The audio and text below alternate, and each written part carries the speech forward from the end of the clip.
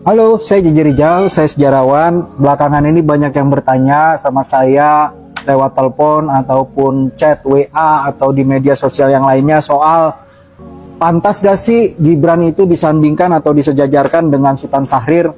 Saya bilang ya nggak pantas. Karena apa? Nih, saya bikin beberapa catatannya. Syahrir itu menjadi pentolan organisasi mahasiswa radikal Perhimpunan Indonesia di Belanda yang tuntutannya jelas.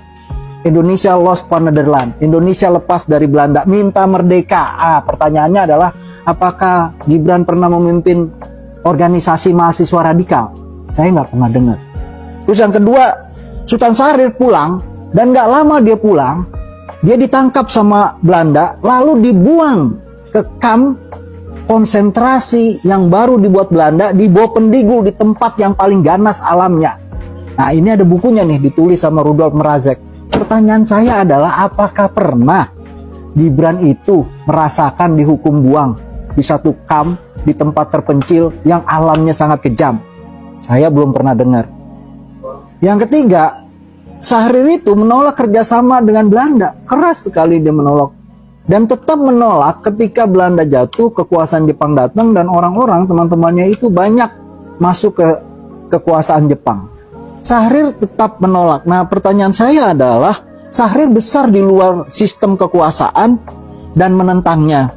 Apa Gibran pernah bekerja di luar kekuasaan menentang kekuasaan? Saya nggak pernah dengar. Nah, yang keempat, Syahrir itu membangun jaringan intelektual muda yang menjadi dasar Partai Sosialis Indonesia. Apa Gibran, pertanyaan saya, itu pernah membangun jaringan intelektual, mengumumkan sepotong tulisannya pun yang berisi pemikirannya seperti Syahrir di masa lalu? Saya belum temu. Lalu yang kelima, Syahrir itu menolak kuasa fasis militeristik. Ia menolak tetap dipeliharanya warisan pendudukan Jepang seperti ketentaraan peta dan model partai negara atau state party. Lah, gimana Gibran itu malah berduet dengan kuasa militer? Orang dari masa Orde Baru yang jelas-jelas jaringan dari kekuasaan militeristik. Dan dia justru diintroduksi, diperkenalkan, dicalonkan jadi capres oleh partai negara dari masa Orba yang namanya Golkar. Nah, itu gimana? Nah, yang keenam, Syahrir bersama Hatta bahu-membahu mengubah politik negara yang mengancam demokrasi dengan melansir sistem parlementer. Nah, Gibran malahan naik melalui sistem yang memperlihatkan sesuatu yang bertolak belakang dengan sistem demokrasi, ya, bertentangan dengan azas demokrasi melalui sistem kekeluargaan, sistem nepotisme. Itu yang kelihatan nyata. Lalu yang ketujuh, Syahrir pada usia muda itu tampil sebagai wakil Indonesia di Perserikatan Bangsa-Bangsa, membela bangsa Indonesia yang baru merdeka dengan cara-cara yang cerdas dan luar biasa, dan membuat dia dikagumi sebagai orang yang kecil badannya, tapi pemikirannya sangat besar.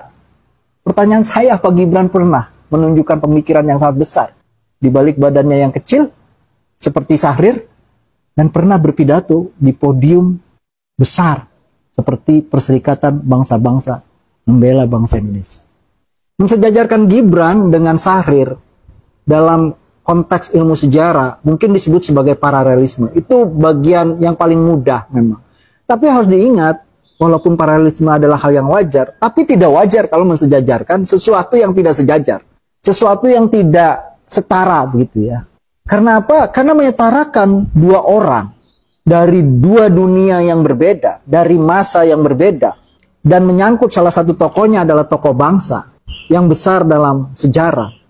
Itu bisa saja kita sebut bukan paralelisme, tapi bagian dari manipulasi sejarah. Bahkan bagian dari karakter assassination terhadap si tokoh sejarah. Dan yang terlebih penting lagi sebenarnya, itu tidak mendidik karena tidak menjernihkan sejarah. Padahal, untuk hidup ke depan kita perlu sejarah yang jernih, bukan yang keruh. Terima kasih.